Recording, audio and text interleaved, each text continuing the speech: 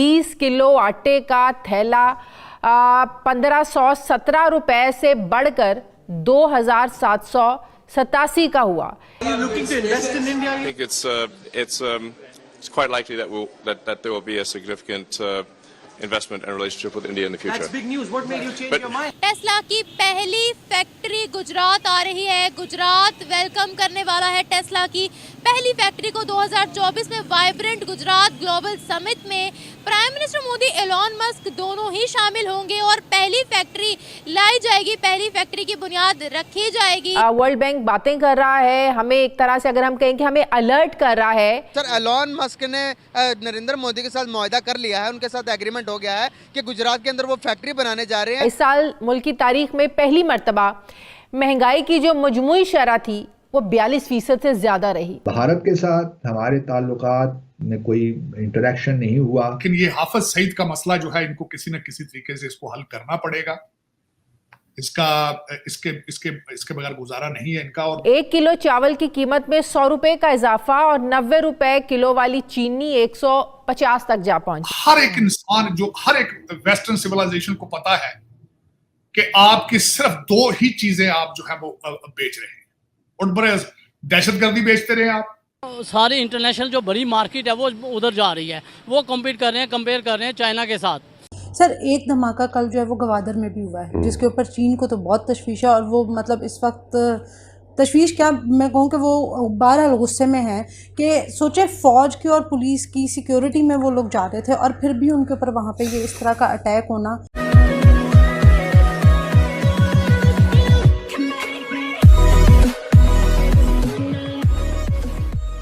नमस्कार दोस्तों, एक समय था कि भाई एलन मस्क ने फिर से मना कर दिया था कि भाई नहीं, क्योंकि उसको अपनी टर्म्स पर यहाँ पर इन्वेस्टमेंट करना था, और फिर हमारे नितिन गडकरी साहब ने मना कर दिया था। लेकिन अब सिचुएशन फिर से मतलब अपने हिसाब से चल रही है, मतलब इंडिया के हिसाब से चल रही है, और एलन मस्क ने मान लिया है कि भाई ठीक तरीके से जो भी इंडिया के रूल्स एंड रेगुलेशन होंगे, ऐसा नहीं कि इंडिया यहाँ पर ऐसी कोई चीज़ कर रहा है कि भाई आपको आना है तो ये सारी टफ सिचुएशन आपको यहाँ पर फॉलो करनी है, ऐसा बिल्कुल नहीं है। मतलब अच्छे खासे बेनिफिट्स दिए जाते हैं, लेकिन फिर भी जो भी बिजनेसमैन होगा वो चाहेगा कि मुझे और बेनिफिट्स मिले यहाँ पर। तो एलन मस्क ने शायद वेट भी कर ली यहाँ पर, लेकिन अब होता हुआ कुछ नहीं दिखने से एलन मस्क ने कह दिया कि भाई मैं आने वाले दिनों में इन्वेस्ट करूँगा, और मेरी जो शायद उसकी फैक्ट्री गुजरात में इम्प्लीमेंट होने वाली है।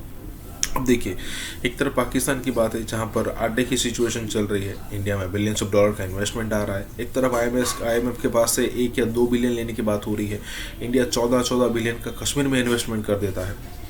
अब ज़रा सोचिए कि कितना डिफरेंस आ चुका है इंडिया और पाकिस्तान के अंदर। दूसरे कई सारे इन्वेस्टमेंट है, कई सारे फैक्टर है जो हम कंपेयर कर सकते हैं, जिसका कोई मतलब बनता नहीं है। इसी के साथ ही वीडियो शुरू करते हैं। और हाँ दोस्तों, एक और रिक्वेस्ट है आपसे कि कृपया करके हमें सुपर थैंक्स के माध्यम से मदद करना ना भूलें। टेस्ला की पहली फैक्ट्री गुजरात आ रही है। गुजरात वेलकम करने वाला है टेस्ला की पहली फैक्ट्री को 2024 में वाइब्रेंट गुजरात ग्लोबल समिट में prime minister Modi, Elon Musk दोनों ही शामिल होंगे और पहली फैक्ट्री लाई जाएगी, पहली फैक्ट्री की बुनियाद रखी जाएगी गुजरात के अंदर। पहली मेड इन इंडिया टेस्ला की कीमत तकरीबन 17 से 20 लाख के दरमियान होने वाली है। पहले जब एलॉन मस्क ने भारत को अप्रोच किया था तो भारत ने बोला था कि अपने मैन्युफैक्चरिंग बेसिस इंडिया के अंदर लाए जाएं।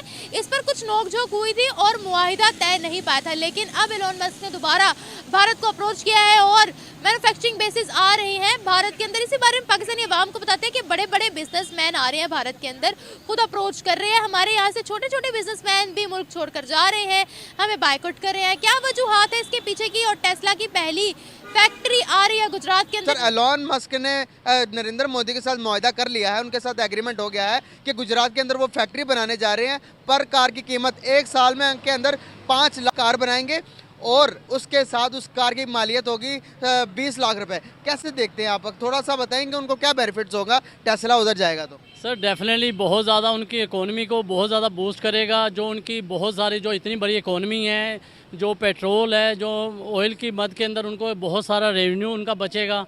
डेफिनेटली उनकी मार्केट के ऊपर वही जो पैसे जो उधर से होंगे वो इधर लगा सकेंगे। तो उसके ऊपर जो है आवाम को भी सबसे बड़ा बेनिफिट ये है कि उनको सहूलत अच्छी मिल जाएगी, सस्ती ट्रांसपोर्ट मिल जाएगी, सस्ती इंडस्ट्री उनकी चलेगी, तो डेफिनेटली मुल्क बूम करेगा। कैसे देखते हैं आपके ये इंडिया तो 2013 से पीछे तो इसकी इतनी ज़्यादा जितनी को आज फैन फॉलोइंग है इंडिया की पूरी दुनिया जानता, तो क्या वजूहत है कि इंडिया की इतनी रिस्पेक्ट दुनिया में क्यों बढ़ गई? हमें आज कोई पूछता नहीं है। सर बड़ा अफसोस की बात है कि हमारी लीडरशिप के अंदर कोई ऐसा आया ही नहीं है कि जो जिस तरह हम देखते हैं कि जिस तरह हमारे अरब नेशन जितने थे वो हमारे साथ बहुत क्लोज थे, आज वो सारे हट के वो उनकी गोद में चले गए हैं। नरेंद्र मोदी जब 13 से में जब ये हुकूमत सबसे संभाली, उसने मेक इन इंडिया जो है प्रमोट किया, वो प्रमोट किया जब से, और उसने हर चीज़ जो है, एप्पल भी वहाँ पर आया, दूसरी जितनी इंटरनेशनल कंपनीज़ है वहाँ पे आई, ट्विटर है उन्होंने ऑफिस वहाँ पे बनाया, इसी तरह फेसबुक वहाँ पे आ गया, अभी ये भी लेके जा रहे हैं गाड़ी बनाने के लिए।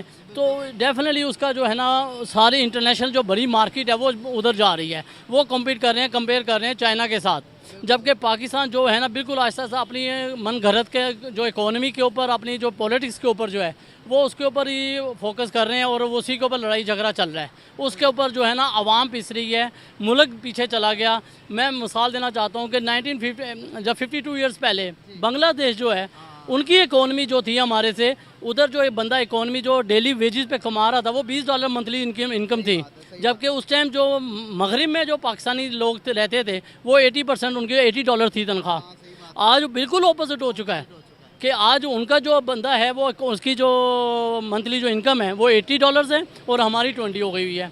यहाँ से टेक्सटाइल सारी भी शिफ्ट हो गई है, डेफिनेटली टोटल वहाँ पे जा चुके हुए हैं। और मुझे हैरानकुन बात यह है कि वहाँ पर टोटल अगर आप देखें तो वो रॉ मटेरियल जो है वो एक्सपोर्ट करता है और इम्पोर्ट करता है, वो इम्पोर्ट करता है वो, जबकि हमारे पास धागा हमारा अपना है, कॉटन की कपास हम दुनिया में 5वां बड़ा मुल्क है, उसके बावजूद हम जो है अपने वो चाइना से मंगवा रहे हैं, वो बांग्लादेश से मंगवा रहे हैं। आज इंटरनेशनल जितनी मार्केट्स है वो इंडिया के पास है, बांग्लादेश के पास है, हम तो कहीं भी नज़र नहीं आ रहे हैं। सर कैसे देखते हैं कि एक टाइम था हमारी ज़रूरी चीज़ें बाहर जाती थी, हर एक मुल्क के अंदर हमारी चीज़ें जाती थी, लेकिन आज के इस टाइम के अंदर इंडिया ने अपने रिप्लेस कर दिया पूरी की पूरी दुनिया के अंदर। आप चाइना के अंदर इवन के जितना को इंडिया चाइना से इंपोर्ट करता है उससे कहीं गुना ज़्यादा वो एक्सपोर्ट भी करता है चाइना को, हम सिर्फ इंपोर्ट ही करते आ रहे हैं।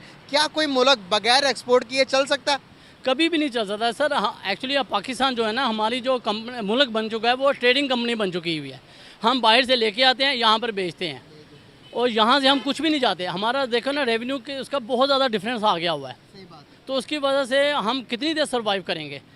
तो गरीब गुर्बत से बिल्कुल नीचे जा रहा है। जो अशरफिया है वो सिर्फ जो है ना 5% जो अशरफिया के लिए हम जो है ना ये इकॉनमी रह गई हुई है, बाकी आवाम जो है वो बिल्कुल तजलील हो रही है उनकी। आज दुनिया की 5वीं बड़ी मैशत है इंडिया, $4 ट्रिलियन की इकोनॉमी है, सारे क्रेडिट किसको जाता है? सारा डेफिनेटली उनकी गवर्नमेंट्स को जाता है, उनके प्रोसीजर जाता है, उनके जो गवर्नमेंट ने जो डिसीजन किया, उनके जो लीडरशिप ने किया है, और एक कंटिन्यूसली जो उनकी जो गवर्नमेंट आ रही है, दूसरा इलेक्शन वो जीत चुके हैं, तीसरे के लिए वो तैयारी कर रहे हैं और नज़र आ रहा है कि मोदी शायद 3rd टाइम भी वो बन जाएगा। और हमारे यहाँ आज तक कोई हुकूमत ने 5 साल भी पूरे नहीं किए हुए हैं, तो यकीन करें बड़ा दिक्कत होता है इस वजह से। और जब आप इंटरनेशनल में जाते हैं तो वो उधर से जो रिस्पॉन्स मिलता है तो वो एक दहशतगर्द मुल्क बना दिया गया हुआ है, और ये हमारे अपनों के दुख हैं, दूसरों के नहीं है इतने। सर क्राइम रेट भी डे बाय डे बढ़ते जा रहे हैं। आप देख रहे हैं कल हमारी कुलीग थी, उनका मोबाइल फ़ोन यहीं से माल रोड के ऊपर से छीन लिया गया। आप मुझे बताएं कि इस तरह के क्राइम रेट बढ़ेंगे जब मीडिया ही जो कि पूरी दुनिया को अवेयर कर रहे हैं हम लोग, तो हमारे साथ ये होगा तो बाकी के जो गरीब गुरबा लोग हैं उनके साथ क्या कुछ होता होगा? जी सर, मैं जैसे कल ही देख रहा था कि कराची की न्यूज़ बता रहे हैं कि ना रेशो जो है 192% ज़्यादा हो गई है क्राइम रेट की, और उसके बावजूद जो वो उधर के IG साहब हैं वो कह रहे हैं कि नहीं काफ़ी बेहतर हैं। तो ये बाकी बात है, गुर्बत की वजह, जहाँ गुर्बत होगी, जहाँ रोज़गार नहीं होगा, इंडस्ट्री बंद हो रही है।